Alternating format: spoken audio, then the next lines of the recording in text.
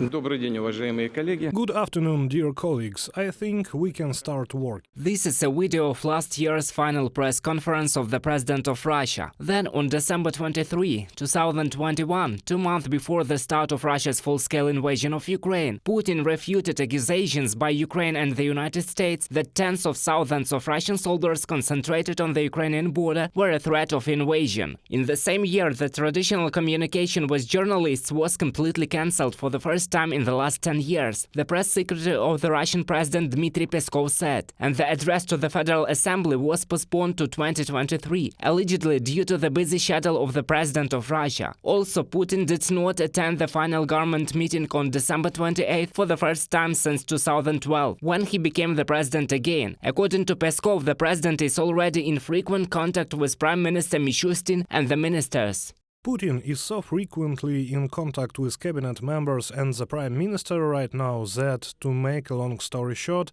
the opportunity to sum up this year's results and convey New Year's congratulatory wishes appears very often. Dmitry Peskov, press secretary of the President of Russia, during a media briefing.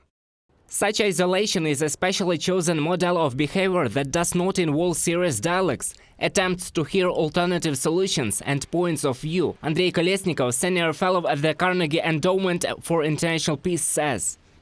Obviously, there is a rational reason that he does not want to once again listen to questions that are unpleasant for himself and answer them. However, this does not apply to the government meeting.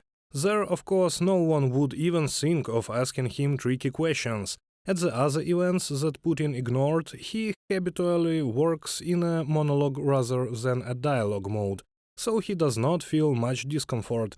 I think that the same direct line today would be mostly attended by journalists who are included in the presidential pool, and most of their questions were agreed with the Putin administration.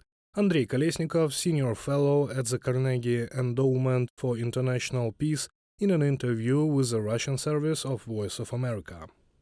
This year, Putin refuted to meet with business representatives, and he cancelled the annual New Year's reception for the elite, the so-called president's entourage, politician Leonid Gozman says. According to him, the Russian president is afraid of unpleasant questions, even from his own people. Новогодний прием – это 1000 человек в Кремле. The New Year's reception is 1,000 people in the Kremlin without any cameras, without journalists, without anything, and these are his people. First they feed people there, then they show some mediocre concert, and then the president comes out to the microphone and addresses his loyalists. This time he refused even this event, apparently realizing that even there would be a very atmosphere.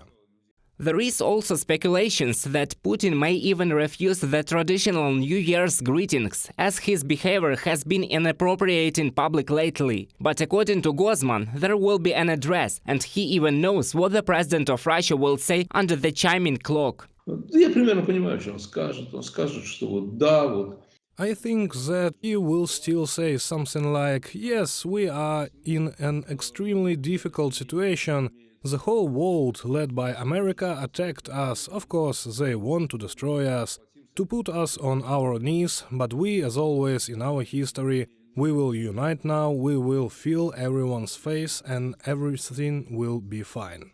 According to Gozman's forecasts, Putin will continue to ignore public events. Taking into account the situation on the front line, it is possible that his speech on December 30th, on the day of the centenary of the creation of the USSR, will be devoted to news about Belarus. He is trying to put Belarus under the Christmas tree. In this sense, his recent visit to Minsk looks very alarming, because all the time Lukashenko came to him standing on his legs, asking for a piece of sugar and wagging his tail. And now, for some reason, Putin went there. I do not rule out that he agreed on something with Lukashenko, and on December 30th they can announce reunification about the Anschluss. Also, Russian media announced a possible communication between Putin and Chinese president. However, the format of such communication has not yet been specified. Reported by Roman Smoler, Natalia Belokudrya, UATV News.